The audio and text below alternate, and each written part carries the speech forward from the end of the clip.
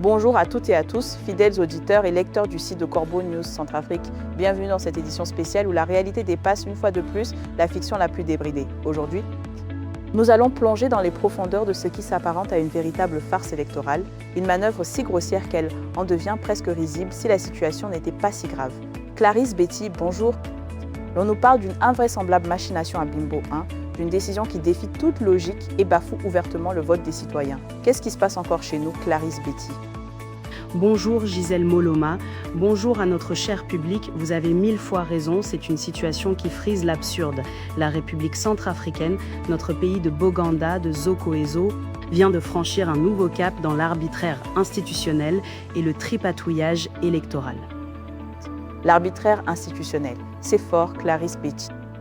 Mais oui, Gisèle Moloma, c'est une réalité. Sous le régime de la 7e République, menée par ce que beaucoup qualifient désormais d'empereur, Faustine Archange, Touadéra, les institutions censées garantir la démocratie se sont transformées en comptoirs de népotisme et de favoritisme familial. Des comptoirs de népotisme et de favoritisme familial. Autrement dit, on gère l'État comme sa propre petite boutique familiale. C'est bien ça, Clarisse Betty. Exactement, Gisèle Moloma, c'est ce qui ressort de cette dernière affaire, l'annulation de la victoire écrasante de Landry Thierry Mokonguma dans la circonscription de Bimbo 1. Et devinez qui en profite? Boris Aymeric Boifini Touadéra, un proche parent du régime, bien sûr. Un proche parent, comme par hasard. On voit la ficelle, elle est grosse comme le fleuve Ubangui. Aïe, aïe, c'est le moins qu'on puisse dire. Au sein de l'autorité nationale des élections, Anne, et du Conseil constitutionnel, l'ambiance n'est plus à la transparence des urnes, mais aux arrangements de coulisses, aux influences familiales et aux calculs politiques. Chaque dignitaire s'efforce de placer les siens ou de faire prévaloir ses intérêts au détriment de la volonté populaire. Au détriment de la volonté populaire. Donc le vote des citoyens n'a plus aucune valeur, c'est ça? Les urnes, c'est juste pour décorer la salle alors? C'est l'impression que ça donne, Gisèle Moloma. Ce week-end, c'est le grand juge du Conseil constitutionnel lui-même, Jean-Pierre Waboué, qui s'est distingué par une décision aussi spectaculaire qu'incompréhensible pour de nombreux Centrafricains. Pour comprendre l'ampleur de cette controverse, il convient d'examiner le raisonnement retenu par la plus haute juridiction électorale du pays. Un raisonnement qui doit être savoureux, j'imagine. Quand on triche, on doit trouver des excuses alambiquées. C'est le cas Gisèle Moloma. Le titre même de cette partie de l'article est explicite. Un subterfuge juridique grotesque et surréaliste. Pour disqualifier purement et simplement le candidat élu par le peuple de Bimbo 1, le haut magistrat a eu recours à un argument juridique d'une rare singularité. Un subterfuge grotesque et surréaliste. Le ridicule ne tue plus en Centrafrique, Clarisse Betty. Qu'est-ce qu'ils ont bien pu inventer cette fois-ci pour justifier l'injustifiable? Tenez-vous bien, Gisèle Moloma. Dans la décision officielle lue par la Cour, le Conseil constitutionnel justifie l'invalidation de Landry Thierry Mokonguma par de prétendus propos dégradants et sexistes proférés durant la campagne électorale à l'encontre de son adversaire féminine. Une adversaire féminine? Attendez, Clarisse Betty, je ne comprends plus rien. On nous a dit que son adversaire était un certain Boris Aymeric Boifini Touadéra, qui est un homme, si je ne m'abuse. Ils ont changé de sexe le candidat sur ordonnance du Conseil constitutionnel. Aïe, c'est là toute l'absurdité du système. Gisèle Moloma, l'examen des listes officielles et des résultats révèle une réalité difficilement contestable. L'adversaire direct en question n'est autre que Boris Aymeric Boifini Touadéra, candidat du parti du dictateur, le MCU. C'est à n'y rien comprendre. Ils ont carrément inventé une femme sortie de nulle part pour invalider un candidat. C'est du délire pur et simple. C'est une magouille, Gisèle Moloma. Rappelons les suffrages exprimés à Bimbo 1 pour ce scrutin législatif. Mokonguma Landry Thierry du parti Moumi a obtenu 668 voix, soit 66,82%. Il était donc élu par le peuple. Mais il a été invalidé par la Cour. Quant à Boifini Touadéra Boris Aymeric du parti MCU, il n'a eu que 2814 voix, soit 33,18%. Il a été battu dans les urnes, mais il est déclaré bénéficiaire de la décision de la Cour. Alors là, c'est le summum de la manipulation. On bat quelqu'un à plate couture et on lui offre le siège sur un plateau d'argent.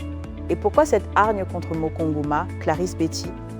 Le tripatouillage qui permet de déclarer Boris Aymeric Boifini Touadéra vainqueur de ce second tour, en dépit de sa performance médiocre dans les urnes, découle en réalité d'un arrangement de famille bien précis, Gisèle Moloma.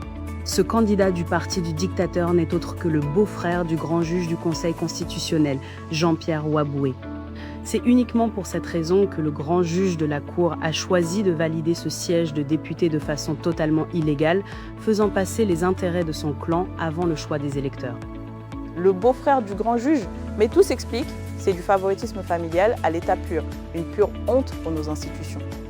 Pour comprendre les origines de cette alliance, il faut remonter à la récente trajectoire personnelle de Jean-Pierre Waboué au sein de l'université de Bangui. À l'époque du dictateur Ange-Félix Patassé, Jean-Pierre Waboué finance entièrement les études d'une jeune étudiante en droit.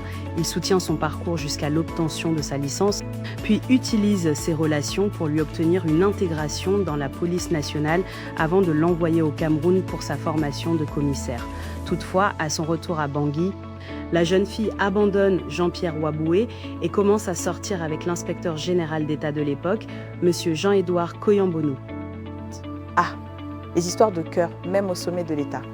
Mais quel rapport avec l'élection de Bimbo 1, Clarisse Betty? C'est suite à cette rupture que Jean-Pierre Waboué se tourne vers une jeune étudiante du département de sciences économiques, mademoiselle Boué-Fini, avec qui il se met en couple. Cette relation dure maintenant depuis des années et se poursuit activement jusqu'à ce jour. Le candidat Boris Émeric Boy-Fini Touadéré est le frère de cette jeune femme. C'est précisément ce lien qui a poussé le grand juge du Conseil constitutionnel à fabriquer un prétexte juridique pour offrir un siège parlementaire à son beau-frère.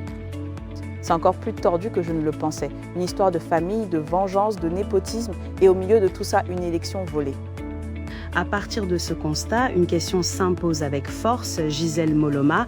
Comment le Conseil constitutionnel a-t-il pu transformer un candidat masculin du MCU en femme afin de justifier une invalidation pour sexisme? Ce grossier mensonge d'État cache à peine le véritable objectif de cette manœuvre, liquider politiquement le candidat du parti Mouni, présidé par Thierry Camac. Liquider politiquement, c'est un règlement de compte, ni plus ni moins. Le dictateur faussin Archange Touadéra n'aime pas que l'on s'éloigne de son giron, n'est-ce pas? Vous l'avez dit, Gisèle Moloma, autrefois allié du pouvoir, Thierry Camac est aujourd'hui tombé en disgrâce auprès de l'empereur Faustin Archange Touadéra. La vengeance politique s'est ainsi mêlée aux intérêts familiaux du grand juge du Conseil constitutionnel, Jean-Pierre Waboué, déterminé à offrir sur un plateau d'argent un siège de député à son beau-frère Boris Émeric Boy-Fini Touadéré, alias Bobo. Une décision qui a dû faire des vagues, Clarisse Betty. Les habitants de Bimbo 1 n'ont sûrement pas laissé passer ça sans réagir. Non, Gisèle Moloma, colère noire et barricade à Bimbo. Cette victoire obtenue par le biais d'une pirouette juridique a immédiatement mis le feu aux poudres. Refusant de voir leur vote confisqué par une oligarchie jugée insatiable, les habitants de Bimbo 1 sont descendus massivement dans les rues dès l'annonce des résultats. Des manifestations spontanées ont éclaté, paralysant plusieurs axes de circulation et dénonçant une justice constitutionnelle perçue comme soumise aux intérêts d'un clan. Nos voix ne se négocient pas dans les salons de Bangui. Scander la foule en colère. C'est un cri du cœur qui doit nous interpeller tous. Clarisse Betty. Absolument, Gisèle Moloma. Au-delà du seul cas de Bimbo 1, cette affaire pose une interrogation plus large sur l'état des institutions et sur la crédibilité du processus démocratique en République centrafricaine. Pour de nombreux observateurs, ce nouvel épisode confirme la dérive des institutions sous la 7e République, où la légitimité populaire s'efface progressivement devant les liens de sang, les intérêts partisans et les logiques de népotisme. Une évolution qui nourrit davantage la méfiance des citoyens envers des institutions pourtant chargées de garantir l'expression souveraine du peuple. Une expression souveraine du peuple qui est bafouée chaque jour un peu plus, semble-t-il. Merci beaucoup Clarisse Betty pour ce décryptage édifiant. C'était Clarisse Betty et cet article est signé Gisèle Moloma pour Corbeau News Centrafrique. Merci Gisèle Moloma. Et pour nos auditeurs et lecteurs qui souhaitent nous contacter, n'oubliez pas notre numéro WhatsApp, +236 70 16 44 65. À très vite sur Corbeau News Centrafrique.